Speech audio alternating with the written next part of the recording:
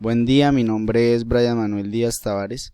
La presente es la exposición sobre sociedades comerciales presentado al docente Mario Bernaza.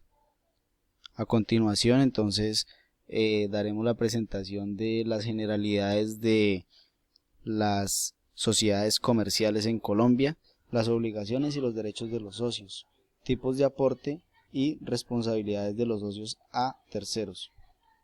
Entonces hablamos de una sociedad comercial cuando dentro de su objeto existe la ejecución de actividades mercantiles. Entonces las sociedades comerciales pueden ser sociedades de personas o sociedades de capital. Hablamos de sociedades de personas, como su nombre lo indica, predominan las cualidades individuales de los asociados. Estos asociados responden con su patrimonio solidaria e ilimitadamente, con las obligaciones. Esto les da derecho a que todos administren la sociedad. Dentro de las sociedades de personas encontramos la sociedad colectiva.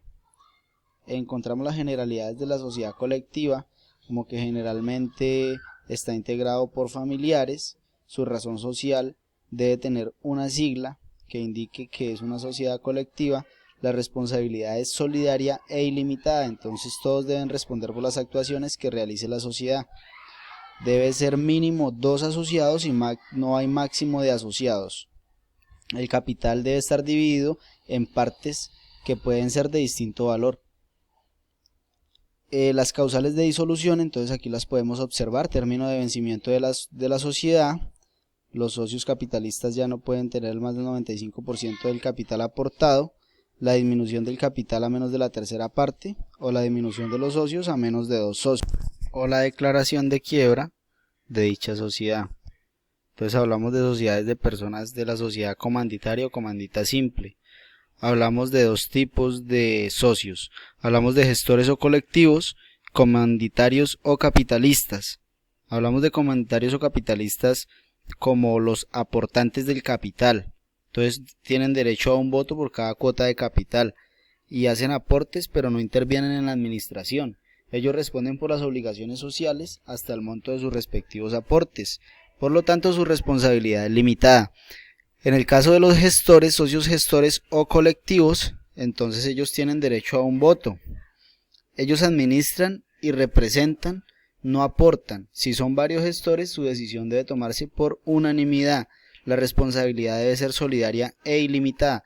Entonces vemos que en esta sociedad comanditaria debe haber mínimo un gestor y un comanditario.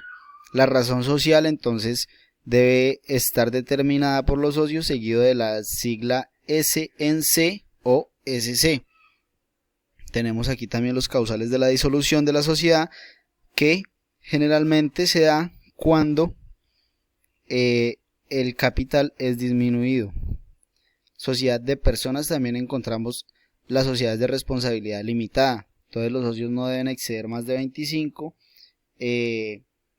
Anualmente se debe constituir una reserva legal del 10% sobre las utilidades líquidas hasta completar el 50% del capital social.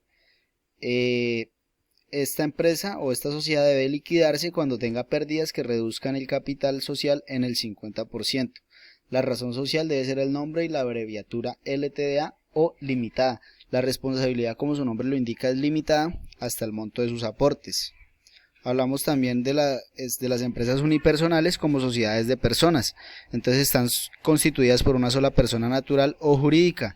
Tienen una razón social con la terminación de EU o empresa unipersonal. La responsabilidad es limitada hasta el monto de sus aportes y el capital está representado en cotas de interés social.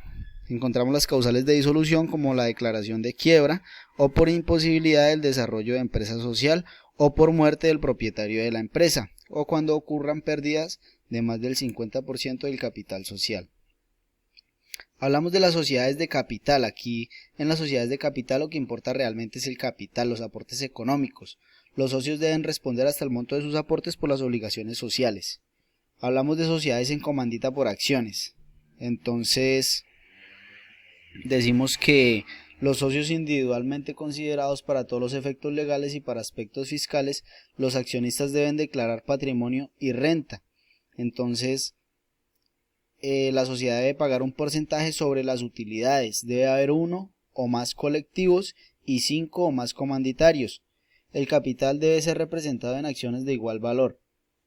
Y al construirse la sociedad debe suscribirse por lo menos el 50% de las acciones en el que se divide el capital autorizado y pagarse siquiera la tercera parte del valor de cada acción suscrita. Las sociedades de capital, dentro de las sociedades de capital encontramos la sociedad anónima también. Entonces debe tener un representante legal y unos suplentes responsables de administrar los negocios sociales. Ellos deben ser nombrados indefinidamente y pueden ser removidos en cualquier momento. Son delegados por la junta directiva. Debe tener mínimo 5 accionistas y no tiene un límite máximo. La responsabilidad es limitada al valor de los aportes de cada asociado. El capital debe ser dividido en acciones de igual valor y en títulos valores. Hay 3 tipos de capital que debe tener la sociedad anónima. Capital autorizado, que es el tope máximo de capitalización, que es fijado por los accionistas. El capital suscrito, que es la parte del capital autorizado que los accionistas comprometen a pagar a plazo no menos del 50% del autorizado. Y el capital pagado, que es la parte del capital suscrito que se ha pagado. No puede ser menor a la tercera parte del capital suscrito. Hablamos de las sociedades por acciones simplificadas. Entonces están regidas por las mismas normas tributarias que hacen tratamiento a las sociedades anónimas. Pueden ser unipersonales o de varios accionistas, constituido bajo un documento privado y son a término indefinido. Tienen voto múltiple y pueden emitir diferentes tipos de acciones, como acciones de pago, acciones privilegiadas, acciones con dividendo fijo anual y acciones por dividendo preferencial sin derecho a voto. Hablamos de la mejor opción para establecer una sociedad como la sociedad por acciones simplificadas, debido a todos los beneficios en conjunto que tiene este tipo de sociedad. Gracias.